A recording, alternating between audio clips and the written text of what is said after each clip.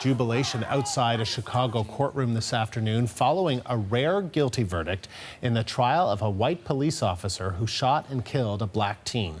Jason Van Dyke led out of the courtroom in cuffs moments after a jury found him guilty of second-degree murder in the death of Laquan McDonald in October 2014. Van Dyke is the first Chicago officer to be charged with murder for an on-duty shooting in more than 50 years. Megan Roberts joins me now with the details of this verdict. So, Megan, what more do we know?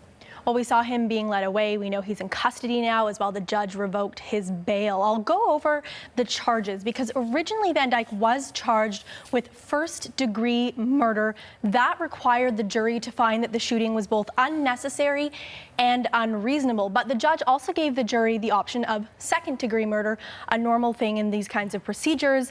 That would require them to find that Van Dyke believed his life was in danger, but that belief was unreasonable, and that is ultimately what the jury found, and they charged him with second-degree murder. Additionally, the jury convicted him of 16 counts of aggravated assault. That is one count for each bullet that he fired at Laquan McDonald.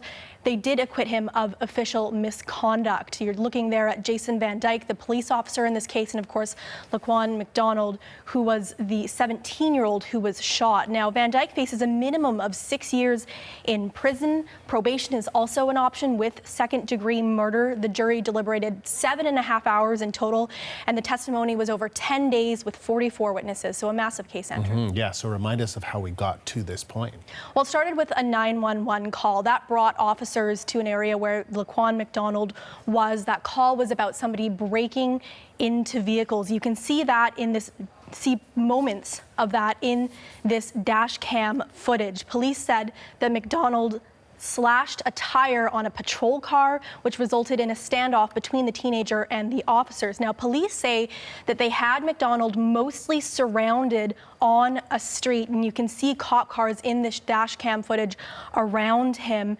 And that is when Officer Van Dyke arrived. Prosecutors say Van Dyke opened fire on McDonald less than 6 seconds after he got out of his car. He was the only police officer to use his weapon, and he fired 16 times as McDonald walked away. And you can see in this graphic image the body of McDonald on the ground after those shots were fired. That dash cam footage that was released contradicted the official account by police officers. And in fact, 3 officers, including Van Dyke's partner that night, have been charged with conspiring to cover up and lie about what happened that night to protect Van Dyke. They all pleaded not guilty. They'll be tried later this year. After that footage was released, a year after the incident, these protests happened, and they led to change in Chicago.